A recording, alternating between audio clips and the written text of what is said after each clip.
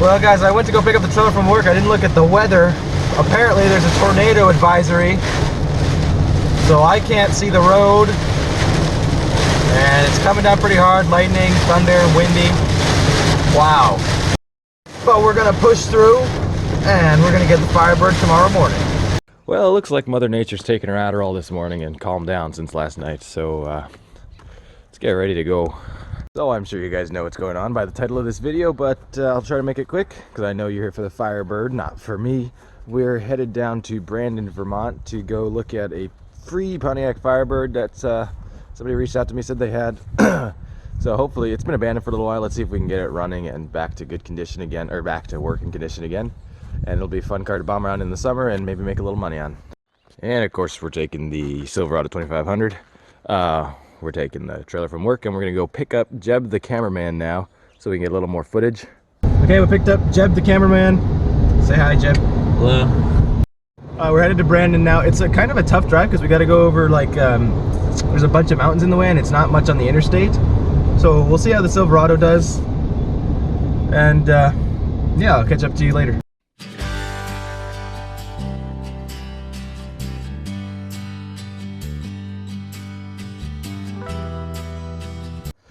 Okay, we might be in a little bit of trouble, guys. The truck is smoking pretty good. Oh no. Oh no. I busted a trans line probably. That's not good. Just had these replaced. So we're clearly not going anywhere. The transmission is dry. Hopefully we weren't leaking too long, because that is very damaging to the trans. I looked at the temp. The temperature on the trans was still pretty low, like 165. So hopefully we caught it in time, but we will see. Okay, well, we're stranded here. Luckily, I called my dad and he said he's gonna be able to bring by the green work truck. So what we're gonna do likely is get the green work truck, hook this trailer up, get the Firebird with the green work truck, and probably if it's covered, I'm gonna have Geico tow this back home. There she goes. Oh man, there she is. What a beauty. Well guys, we are in Big Green. This truck has always been rock solid. I just don't usually take it on a trip because it's not got very much power. The old 6.5 does not have a lot of power. Okay, we're on the search for the... Oh, there it is. Look at that.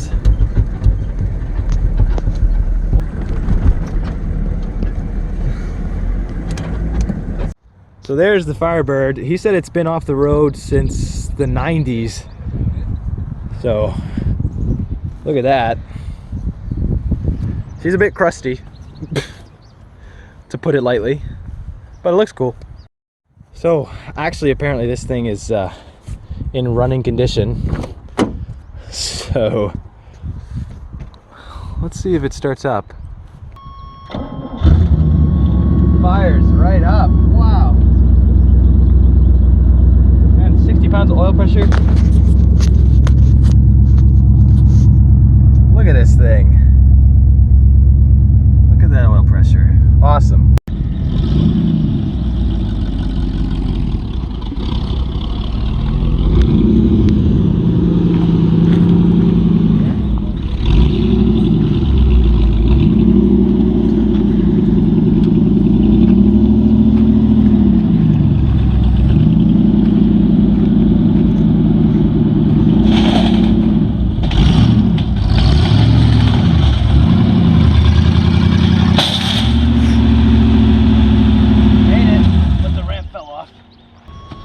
Up the rest of the way.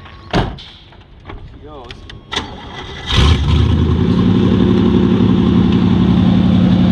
I love fuel injection.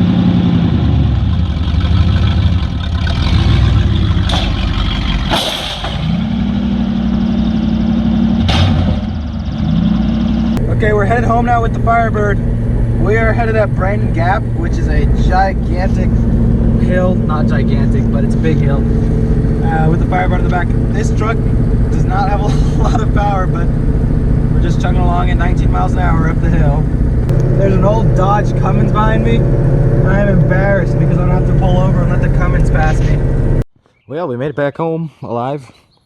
Air in the cockpit. Ooh, the horn works. Wow. Fuel pump's priming. Whoop. Looks like my battery connection's not great.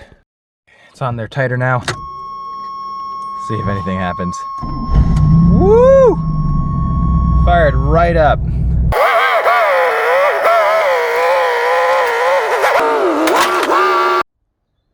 Well guys, here's my newest acquisition, the 1987 Pontiac Firebird. This is a fuel injected 305 engine, pretty cool. Manual transmission. I checked the fluids. It's got oil in it. Of course, this oil hasn't been changed in about 15-20 years, I'm assuming, so I ought to do that. Let's see if I can get it back in the hole. There we go. It even has a little bit of coolant in here, down at the bottom. Not good coolant, but it's got coolant. So this thing runs and drives. The reason it was free is the guy was trying to sell it for a while, was unable to sell it. And it is extremely rusty. I can't show you guys over the pit right now because I have this little cute Fiat over the pit because I'm changing the alternator. You'll see this video in the future, so stay tuned if you're interested in that. No, I did not buy this. I'm just changing the alternator on it for a friend. So when I went to go get this, I honestly thought that it was going to be kind of hard to get running. Brought my tool set. However, this thing runs and drives amazingly well. It's only got 80,000 miles on it, so it's kind of sad to see it in this condition with 80,000 miles. But it's been sitting for about 2 weeks now since I dropped it off my trailer and just parked it under the woods here.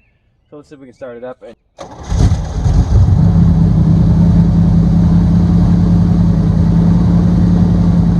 All I had to do was breathe on the key and it came to life. This thing runs like a dream.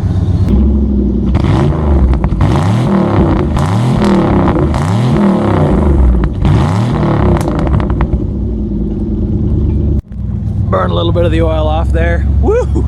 That's smoky and smelly. So I'll take you on inside the interior with me. As you can see, this has still got the manual roll down windows. It's very basic in here. So the horn works, as you can hear. I don't think this radio works, at least I can't figure out how to use it. If the oil pressure gauge works, then we got really good oil pressure. Like I said, only 83,000 miles on the clock. Tachometer works. It's a little bit rusty in here and a little bit ripped up, mildewy. I'm sure the owner left the windows open in a couple of rainstorms. Okay, so I'll take you for the spin now. I don't know how good this view is, but I'll also do some from the outside. And yes, the windshield is covered in mildew. So, sorry if you can't see out of it too well. Here we go.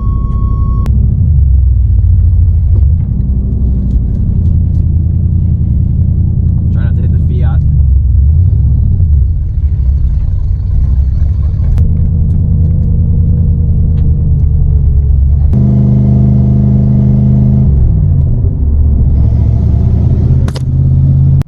My camera keeps falling off my tripod, so I'll try to hold it. But basically, just driving it down the road. It's doing all right. Hopefully it doesn't break down and I have to come pick it up. Speedometer works, tachometer works, temp gauge works. We're low on gas, so hopefully we don't run out. Give a little bit of gas around this corner, see what happens.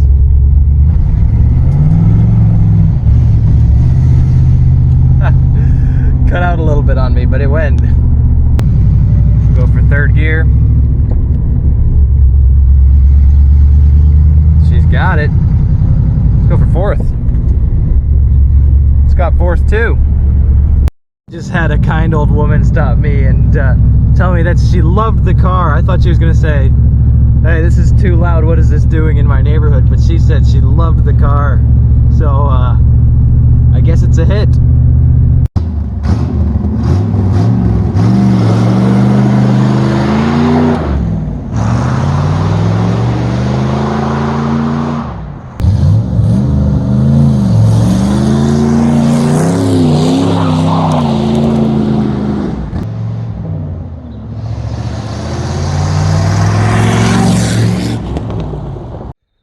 Well, there was the test drive. It drove pretty well, actually very well. Brakes worked, shifted well. Has a little bit of a fueling issue. Probably has something to do with the TBI, throttle body injection, because those can sometimes get gummed up, kind of like a carburetor. But overall, drove very well. Happy with it. Maybe I can turn this into a rally car or enter it in like a 24 hours of lemons or something. It's pretty cool. So this has been off the road since 1997. It has only lasted 10 years on the road before it was condemned due to excessive frame rot. So this is supposed to be a rail, a solid rail back here. You can still see all the salt deposits because it's not been washed. All this little white stuff, that's just salt deposits. We'll go to the other side. It's the same. So here on the other side, it's the same story. This is supposed to be a solid frame rail. As you can see, it's got a gaping hole in it. To the sides,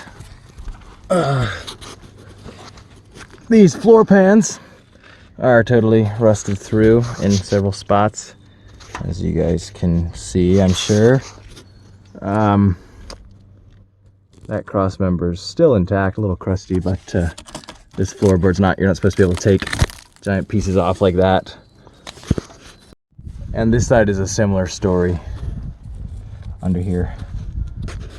So you guys let me know what you think I should do with my newest acquisition. Obviously it's never going to be road legal again, but I could do something cool with it. Let me know in the comments, because this channel is only made possible by all you watchers. So give me some thoughts and maybe I'll do it. But anyway guys, thank you for watching this one. I'm going to see you next week, hopefully with the final part of the Dodge Dakota series, or close to the final part of the Dodge Dakota series, where I put the engine in the red one and we'll have a working Dodge Dakota.